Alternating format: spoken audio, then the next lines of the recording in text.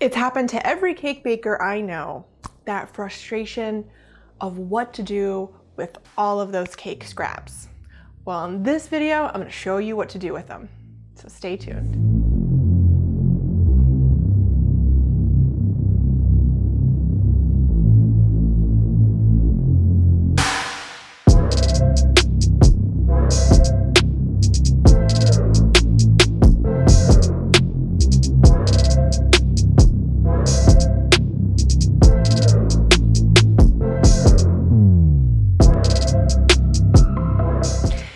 A few different ways to use up cake scraps. Probably the most popular is cake pops, which those take a lot of time to make. So I'm going to show you another way to use up those cake scraps that doesn't take as much time.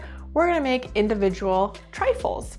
Now, if you haven't already seen it, I did make a video on a matcha and strawberry cake. So I'm using those leftover matcha cake scraps. I'm going to show you how to make a quick and easy strawberry vegan pastry cream. We're going to layer it up with some matcha white chocolate shavings.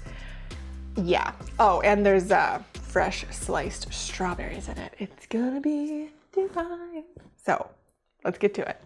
Now I am using matcha cake scraps, which I'm going to provide a link here in the video so that you can go check out that cake or get that recipe, but I'll also link the recipe down in the description. But hey, you guys, you can use any cake flavor that you like. You can swap out the berries. It's just a way to creatively show you how to use up those cake scraps, because y'all know I do not like to waste anything. And I also have some shaved chocolate. Now this is like a matcha white chocolate vegan bar, and I just use a vegetable peeler to shave it down. But what's nice is that these trifles are going to be in the refrigerator, so the chocolate is going to get firm and it's going to be like a nice textural thing. You know, it's going to kind of be crunchy, but then also melt in your mouth, so it's going to be super fun. Okay. And I also made some strawberry cream, which I'm going to show you how to make that.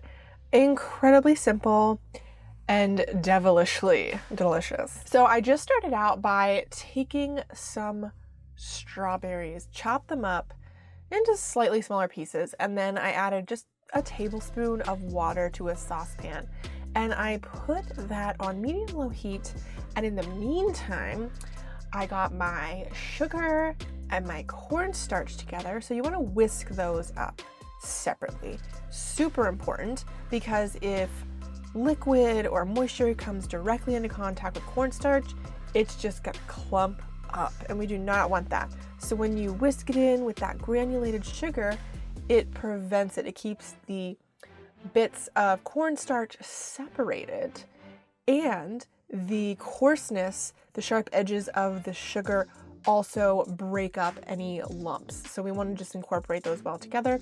So once our strawberries are broken down a little bit, we can add our milk, and then we can add our remaining ingredients, whisking fairly quickly, just, you know, to get it incorporated and preventing any lumps. Like I said, we don't want those, but also we're going to strain this at the end. So don't get like too obsessive about it. Okay. So once you've got those nice and combined and it's fairly smooth, we're going to pop this onto medium heat, and you'll want to hang out with it. You know, it's probably not a good time to like go let your dog out or play with your cat, or, you know, whatever it is that you do during the day. So yeah, just hang out with it.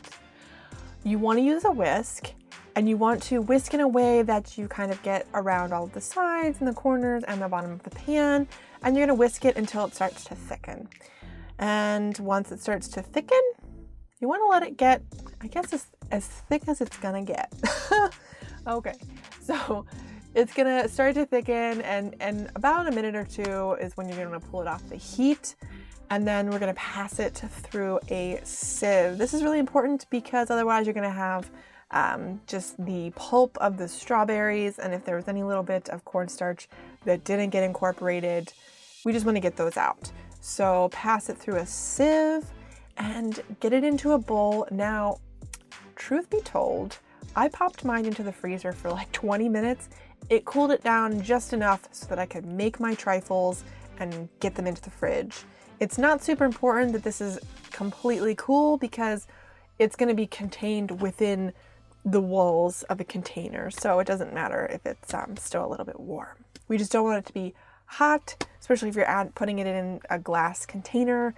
That could be a bad combo. So yeah, think about that. But I'm using just these glass tumblers. Now, if you are not worried about presentation, use any kind of cup or dish that you have. If you're just going to eat it, then, you know, use what you got. But if it's for presentation, I definitely recommend some kind of glass container. If you want to do like a big actual trifle, you'd probably want to actually bake a cake special for that. But because we're using cake scraps, I'm just using a couple little glass tumblers. And I'm going to layer my layers in there. So I started with some of the strawberry cream down in the bottom. I'm just using a spoon. You could use a piping bag if you want. It might be a little hard to control just because the tip is going to be so far down in the glass. So, you know, that's something to consider. But I just put a little bit of cream in the bottom, trying to keep the sides of my glass fairly clean because I do want it to look nice.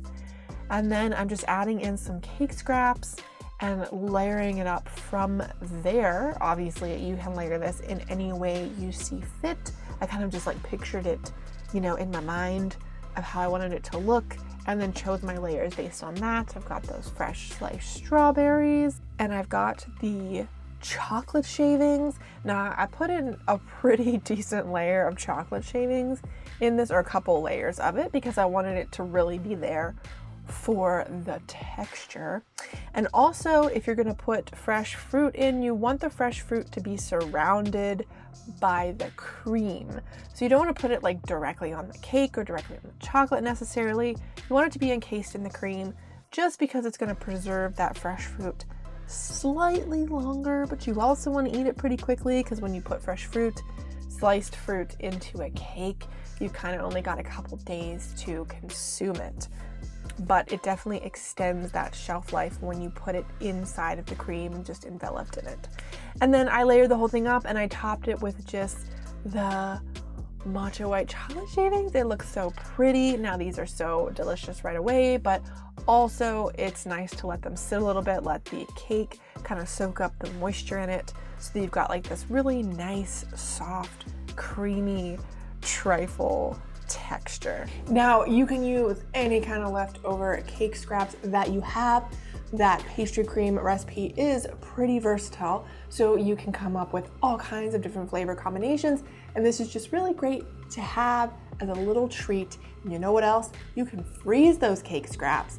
You wrap them up really well for up to a month, so you can make these trifles anytime you have a sweet craving.